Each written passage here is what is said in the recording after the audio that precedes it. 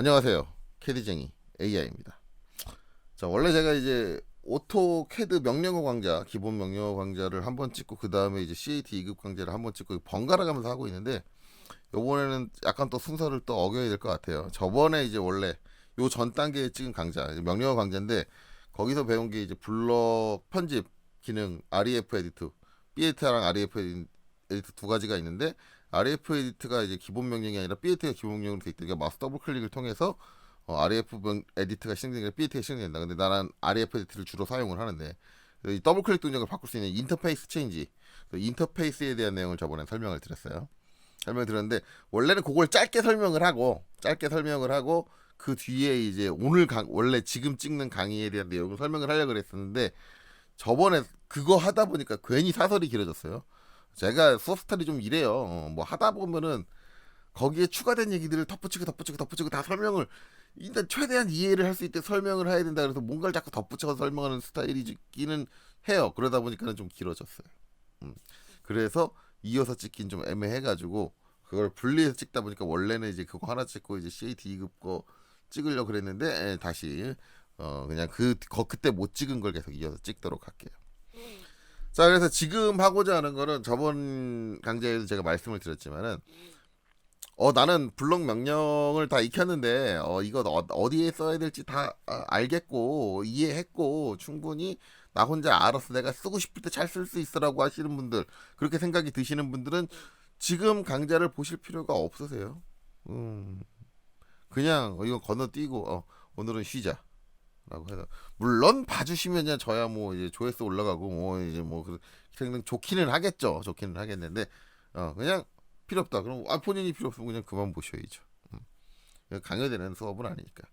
그리고 만약에 이제 블럭 명령이라든가 인서트 명령을 다 익혔는데 이게 이제 이거 기능이 뭐 이런 건 알겠는데 얘 왜 쓰는데 언제 쓰는데 뭐 때문에 쓰는데 모르겠다라고 한다면 이거를 좀 보시는 게 나을 거예요. 여기는 그 이유에 대한 설명입니다.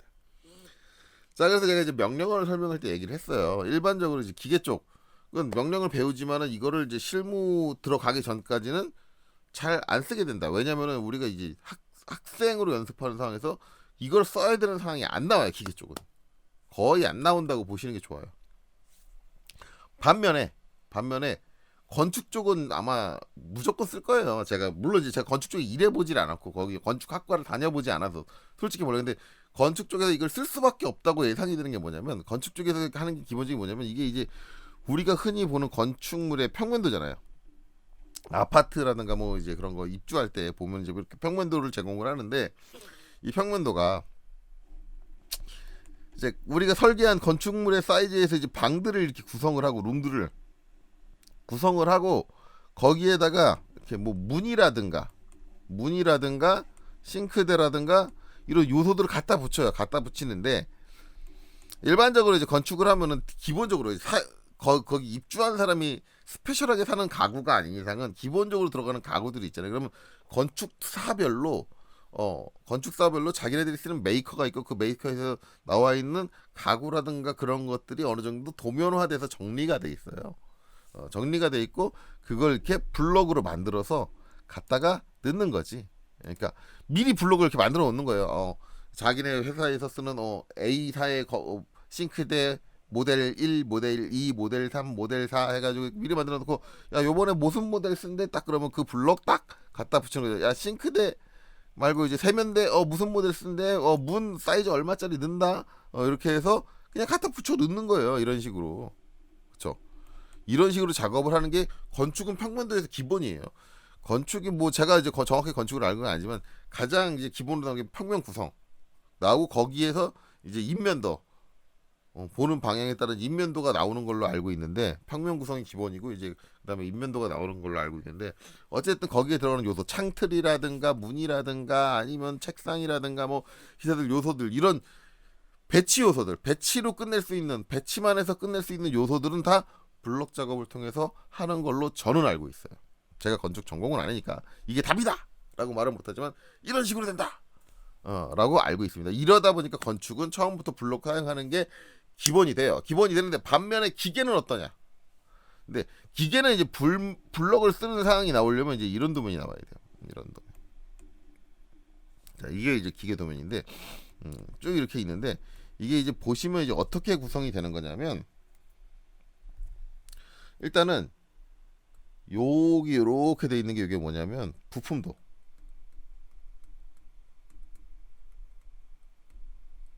또는 단품도라고 그래요.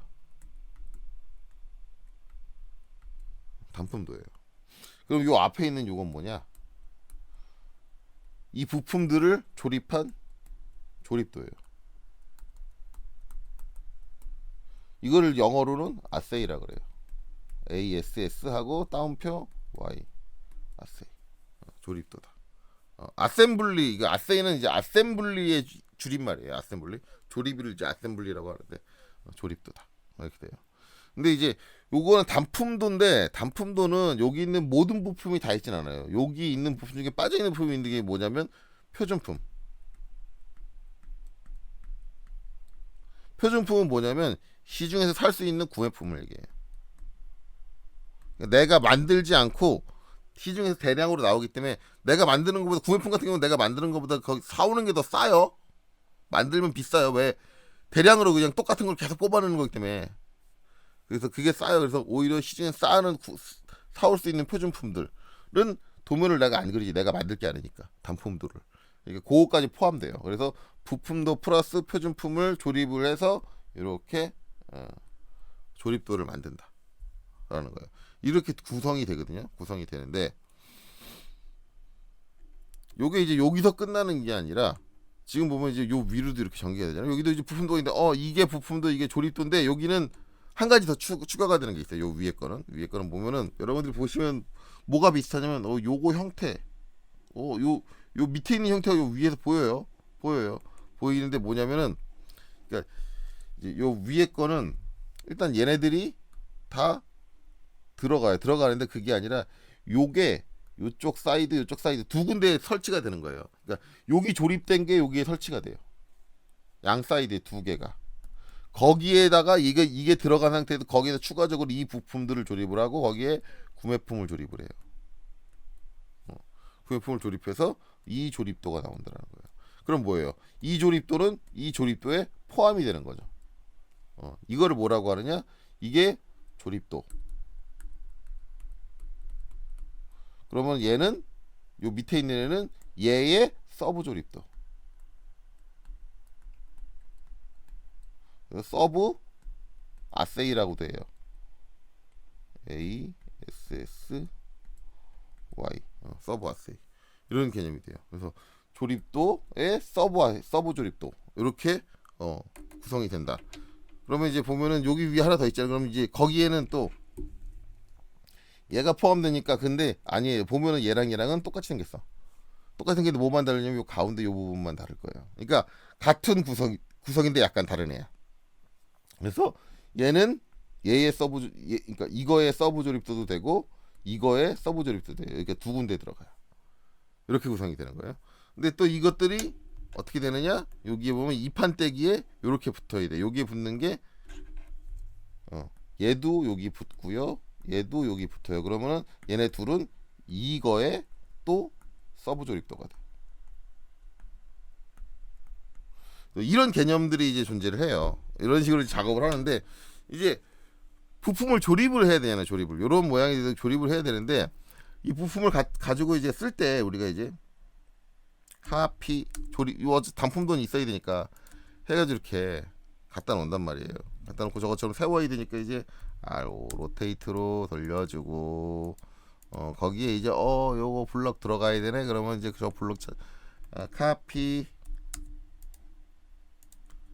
그래서 이제 요 부분이 되게 이제 딱 조립을 하고 이제 딱 이런 식으로 이제 조립을 한단 말이에요. 선생님 방금 전에 보여준 것처럼 조립하면 되지 블럭은 굳이 왜? 라고 하는데 조립하다 보면은 이제 지금은 이제 얘는 이제 제가 설계를 끝내는 거니까 생각하는데 조립을 하다 보면은 잘못되고 도면이 수정돼야 되는 부분이 나와요. 수정돼야 되는 부분이 나오는데 그렇게 되면 여기서 이제 겹쳐 있다 보니까 어떤 선택을 하기가 어렵다.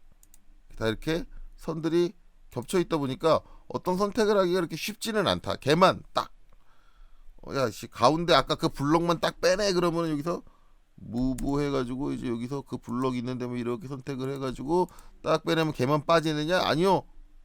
걔는 이렇게 생기는데 뭐가 다르지? 얘만 야 걔만 좀 빼내봐. 걔는 이제 이렇게 생기는데 요 위에 쓸데없는 꼬다리 딸려왔고 그 다음에 여기 뭐야 이건 또 뭐지? 이거 딸려왔고 이거는 그대로 있는 것 같은데 중심선도 이게 한 개가 아니라 대체 몇 개야? 예, 이런 식으로 되는 거지. 그러니까 내가 필요한 요소만 잠깐 불러가지고 수정을 해야겠는데 걔만 잠깐 좀 빼고 작업하기가 불편한데 선들이 저렇게 다 겹쳐 있다 보니까 가 되는 거죠. 그래서 뭐예요? 기본적으로는 각 부품을 블록을 만들어 주는 거예요. 블록을. 그래서 이제 해놓은 게 뭐냐면 이제 이런 식이죠. 이렇게 블록을 만들어주고 어떻게 그 블록을 이용해서 붙여주는 거예요. 그러면 이제 어떻게 돼요?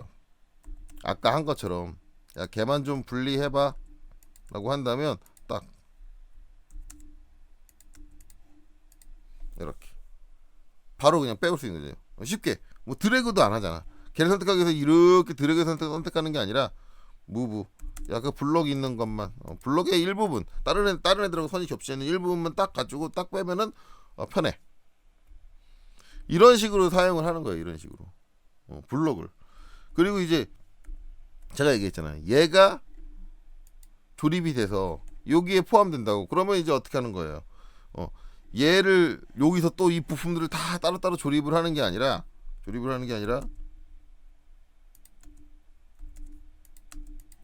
걔 여기서 요 어셈블리에서 조립도를 만들고 그거를 다 블록으로 만든 다음에 뭐야? 그냥 갖다 붙인 거지. 걔만. 거기에 추가되는 구성품만 갖다가 넣는 거지. 그러면 야 거기서 이 아세이 구성만 빼 그러면 쉽게 뺄 수 있는 거 아니에요? 요런 식으로. 그렇죠. 이렇게 이제 작업이 편해진다라는 거예요. 작업이 편해진다. 그러면 이제 여기서 딱 보면 그러면 야 모든 부품을 블럭을 잡아서 해야 되네. 해서 조립을 하면 되네라는 개념이 발생을 하는 거죠.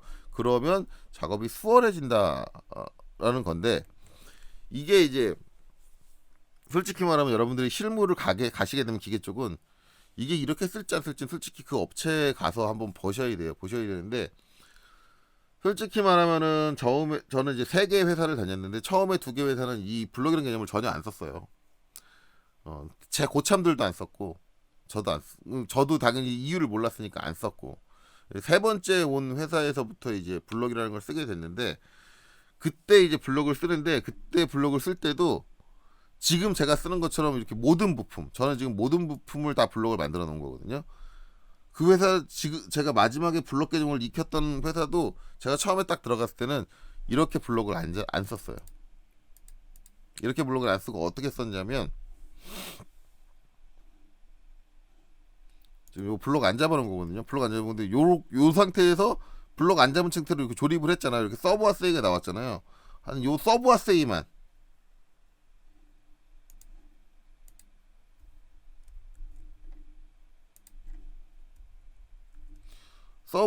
이렇게 따로 블록을 잡아요. 그래서 서브 아세이만 갖다 넣는 식으로 나머지는 또 똑같은 방식으로 조립을 하고 거의 이런 식. 아니면은 서브 아세이가 아니어도 좀 특징적인 유닛이 있다, 뭉쳐져 있는 특징적인 유닛이 있다 그러면 걔만 블록을 잡아서 이제 부분 블록으로 이렇게 부분 블록. 왜냐면 너무 이제 쪼개져 있으면 본인들도 너무 힘드니까 이렇게 부분 블록으로 사용을 했는데 이거를 제가 이제 이런 식으로 딱 접했는데 이 블록을 사용을 해보니까 제가 봤을 때 이 블록 개념이 편집을 할 때 너무 편한데 해서 제 고참에 이제 그렇게 부분 블록으로 주면 제가 그걸 어떻게 했냐면 여기처럼 전체 블록으로 놨어요. 이렇게 모든 부품을 다 블록을 잡아가지고 제가 다시 조립을 했어요. 그래서 그걸 또 서브 아세이를 또 블록을 만들어서 또 조립을 하고 그런 식으로 했는데 일단은 저는 블록을 그런 식으로 사용해서 활발하게 사용할 수 있는 게 저는 운이 좋았어요. 왜냐면 제 고참이 그걸 받아들여줬어요. 왜냐면 제 고참은 처음에 작업을 할 때는 요 서브 아세이 정도만 블록을 잡았단 말이에요. 그렇게 잡아주고 저를 준 건데 제가 멋대로 방식을 바꿔서 모든 부품을 다 블록을 잡았거든요. 그러면 욕할 수도 있는 상황이에요. 고참에서는 내가 작업을 이런 식으로 내려줬는데 너 왜 그런 식으로 작업하냐 라고 했는데 욕먹을 수 있는 상황이에요. 그래서 그 욕먹을 수 있는 상황도 저는 경험을 했어요. 경험을 한 게 뭐냐면 저희가 이제 설계가 팀이 나눠져서 일을 했거든요. 팀이 나눠져서 했는데 제가 이제 모든 부품을 이렇게 블록으로 만들어 가지고 하는 작업을 해보니까 좋은 점이 뭐냐면 분량이 줄어요. 분량이 도면에서 실수가 줄어요. 왜냐면 블록으로 서로 연관돼 있고 보다 보면은 이게 이제 블록 작업의 큰 차이가 뭐냐면은 이렇게 이제 블록 안 잡아서 작업하면은 내가 여기서 부품을 수정을 한단 말이에요. 그럼 여기도 수정을 해줘야 돼요 따로. 왜냐면 이게 같은 게 아니잖아요. 따로 분리되어 있는 이 수정 사항이 반영이 안 돼요. 반영이 내가 부품에 무슨 일을 수정을 했다 하는데 반영이 안 돼. 근데 우리가 이제 블록 작업을 한 걸 보면은 아까 이제 저번 강좌에서 제가 더블 클릭하면 RAF 에디트 실행되게 바꿔놨죠. 원래 전 이렇게 놓고 써요. 근데 그걸 설명하기 위해서 제가 일부러 B8로 놓고 했는데 이제 앞으로는 안 바꿀 거예요. 이제 더블 클릭하면 저는 RAF 에디트가 실행이 될 건데 이렇게 하고 제가 블록을 이렇게 수정을 했어요. 그리고 세이브 체인지 하면 어떻게 돼요? 수정 사항이 반영이 돼 있어요. 뭐해? 부품도를 수정을 했는데 어셈블리 조립도의 수정 사항이 반영이 돼요. 그럼 과거 작업의 문제가 뭐냐면 부품이 문제가 있어서 수정을 했어요. 수정을 했는데 이걸 하려면은 조립도도 수정을 해야 되잖아요. 근데 조립도를 수정해야 되는데 조립도 몇 개 수정을 해야 되느냐? 얘 수정해야죠. 얘 수정해줘야죠. 얘 수정해줘야죠. 여기 붙은 거 부품들 다 찾아서 수정해줘야죠. 부품 하나 수정한 거를 조립도에 반영을 하려 그러면은 이게 얘가 어느 정도 서브와스에 있는 부품이냐에 따라서 업무량이 감당이 안 돼요. 막막하다니까요. 저거 언제 저 부품 어디 들어가서 붙어 있는지 어떻게 다 찾아가지고 다 수정해놓지 않습니다. 그래서 옛날에 그런 식으로 이제 블록을 활용 안 하던 도면들을 보면은 조립도에 있는 부품하고 단품도에 있는 부품하고 다른 부품이에요. 완전히 다른 부품이 들어가 있어요. 왜? 반영이 안 되니까 조립도에. 반영하려 그러면 깝깝하고 그 도면 그린 사람도 아이씨 포기 반영 못해. 이렇게 돼버린다고요. 그렇게 돼버리니까 그런 문제가 발생을 해가지고 저는 이제 모든 부품을 다 이렇게 바꿔서 해가지고 저는 부품도가 바뀌면 무조건 이게 조립도에 반영이 되니까 전혀 문제가 없죠. 그러다 보니까 실수가 적어요. 왜? 설계적인 사항은 조립도에서 보거든요. 부품도는 부품적인 사항을 볼 때 그러고 설계적인 사항은 조립도에서 보거든요. 그러다 보니까 서로 연관해서 다른 부품하고 연관해서 봐야 되는 부분은 조립도에서 보는데 조립도에서 수정이 바로바로 반영이 되니까 실수할 확률이 준다. 반영된 사항을 바로 파악을 할 수 있으니까. 근데 예전에는 이쪽 부품 수정하고 그거랑 맞붙는 부품은 수정 안 하고 그런 불량도 되게 많이 났어요. 왜? 그 부품을 수정해야 된다는 걸 집중을 하고 그리고 나서는 그거 연관된 부품을 수정해야 된다는 걸 까먹은 거지. 그리고 조립도에서는 잘 보이지도 않고. 그렇죠. 그래서 그런 실수들이 많이 줄어요. 줄어서 저는 이렇게 했는데 그러다 보니까 이게 난 전 모든 품을 다 블록으로 만들어서 작업하는 게 상당히 메리트가 있다고 해서 다른 팀한테도 제안을 합니다. 제가 회의 시간에 자, 이런 식으로 작업을 해봤더니 분량이 줍니다. 좋은 작업 방식 같습니다. 했다가 욕을 먹었죠. 네가 뭔데? 왜냐면 저는 그때는 가장 밑에 직원이 사원이었어요. 사원이 그런 말을 한 거예요. 그러니까는 이제 그때 다른 팀에 있던 이제 차장 그런 분들이 차장 과장 그런 분들이 뭐라 그래요? 야, 건방지게 시건방지게 이제 도면 그린 지 얼마 되지도 않고 직급도 사원인 놈이 어디서 그딴 소리를 하느냐? 건방지게 그런 제안을 하느냐라고 했죠. 근데 이제 저는 이제 그분들한테 주장을 한 거는 이게 메리트가 있는 거고 좋은 방식 아니고 효율적인 저는 이제 제가 키포인트는 뭐 효율적인 거예요. 도면을 그리는데 틀릴 확률도 없고 효율적인 방법이지 않습니까? 라고 했더니 처음 여기 이제 두 가지 이유로 반대를 합니다. 두 가지 이유로. 하나는 모든 부품을 이렇게 일일이 블럭을 잡게 되면은 블럭의 개수가 늘어나기 때문에 용량이 엄청나게 커진다. 그래서 안 된다. 라고 반대를 했고요. 또 한 가지는 이런 식으로 작업을 하면 제도법에 맞춰서 도면을 그릴 수 없다. 라는 두 가지 이유로 반대를 합니다. 반대를 하는데 자, 두 번째 제도법에 맞춰서 도면을 전개할 수 없다라는 말은 맞아요. 맞는 얘기예요. 이런 식으로 하면 절대 제도법에 맞춰서 도면을 그리지 못합니다. 그래서 제도법에 되게 민감하신 분들은 싫어할 수도 있어요. 근데 독특한 거는요. 저는 제도법에 되게 민감한 사람이거든요. 민감한 사람인데 저는 제도법보다 더 중요한 걸 뭐냐면 작업의 효율성을 갖다 줘요. 그렇기 때문에 저는 이걸 허용을 해요. 허용을 하는데 제도법에 맞출 수 없다라는 개념은 뭐냐면 이제 제가 여기 하나 열어놨는데 실제적으로 이걸 제도법에 맞춰 그리게 되면은 솔직히 제도법이 좀 빠졌어요. 단면도라는 개념이 빠져 있어요. 왜냐면 아직 여러분들은 제가 단면도 개념을 설명을 안 했으니까 그게 빠져 있는데 단면도를 제외하고 우리가 이제 일반 투상법 제가 투상법은 설명을 했잖아요. 일반적인 투상법에 의해서 도면을 그리게 되면은 이런 식으로 됩니다. 이런 식으로 되는데 보시면 뭐냐면 지금 여기가 요 축이 요 안에 들어오는 건데 요 안에 껴져 있는 건데 가려져 있으니까 이 바깥에 있는 이 블록이 가리고 있으니까 요 안쪽은 원래 이게 요렇게 세 선이 한 선이거든요. 요게 요 축인데 요게 한 선이어야 되는데 그 중에 일부분이 가려지기 때문에 뭐예요? 숨은 선이 돼야 되잖아요. 숨은 선이 돼야 되는데 이게 단품도에서는 그렇게 그려지면 안 돼요. 단품도에서는 가려지는 게 없잖아요. 그게 쭉 일자로 되잖아요. 이렇게 되면은 만약에 얘를 블럭으로 갖다 붙이잖아요. 그러면은 얘를 숨은 선으로 만들 수 있는 방법이 없죠. 왜? 한 선이니까. 방법이 없어요. 이런 문제가 발생을 해요. 그러니까 제도법에 맞춰서 못 그린다라는 거예요. 못 그려요. 그래서 그 부분은 저도 인정을 해요. 근데 그 부분을 인정을 하고 하는데 제도법에 맞추는 것보다는 도면의 분량이 안 나고 그런 쪽이 난 전 더 효율적으로 중요하다라고 생각을 한 거예요. 그래서 이제 그렇게 강력하게 어필합니다. 예, 도면의 분량이 아니 제도법에 맞추는 것도 좋지만 도면의 핵심 기능은 도면이 잘못되지 않는 게 더 중요합니다. 실수를 줄일 수 있는 방법으로 작업을 해야 됩니다. 라고 그런 식으로 이제 저는 설명을 해요. 얘기를 합니다. 물론 이제 그 고참이 받아들이지는 않았어요. 근데 어쨌든 저는 그런 식으로 주장을 했어요. 하고 첫 번째 얘기 나왔던 거는 모든 부품을 이런 식으로 블록을 잡아버리면 용량이 커집니다. 커지기 때문에 불편하고 이거 이제 블록 일일이 만들어주는 시간 그거 어떻게 감당할 거냐.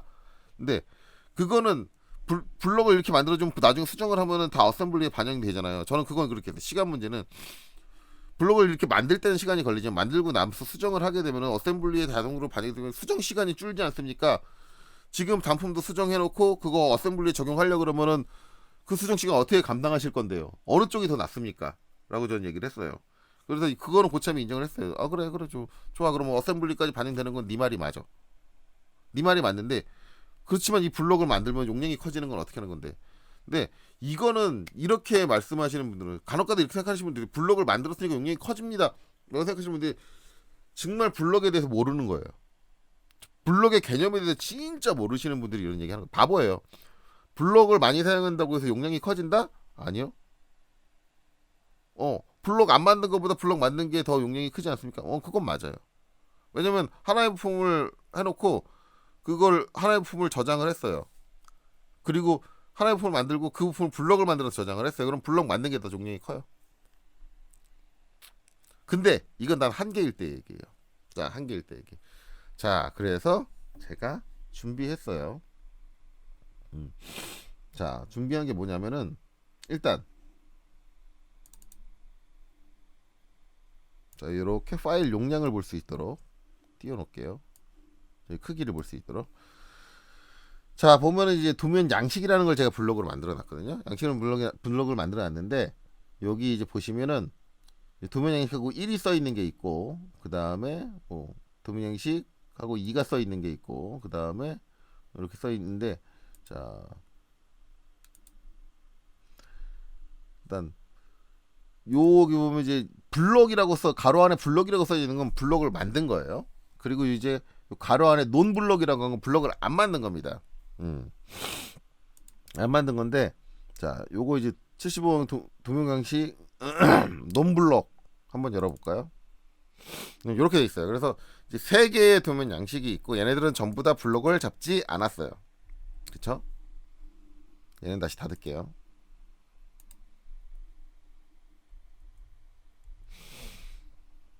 자, 요게 이제 요거죠. 자, 그리고 이제 블록 잡은 거 75원 도면 양식 블록 다시 원 이제 얘를 열어볼게요. 블록 딱 열어보면은 얘는 도면 양식을 블록으로 만들었어요. 이렇게 블록으로 만들었어요. 똑같이 3개의 양식이 있는데 블록으로 만들었어요. 그러면 이제 우리가 블럭을 만들면 용량이 커집니까 안 커집니까를 비교를 하려면 이 두 가지를 비교를 하면 되겠죠? 그렇죠? 두 가지를 비교를 하는데 자 얘가 186kB 그 다음에 얘가 197kB예요. 그럼 뭐예요? 얘가 블럭 안 만드네, 얘가 블럭 만드네. 용량이 커졌네요. 그쵸?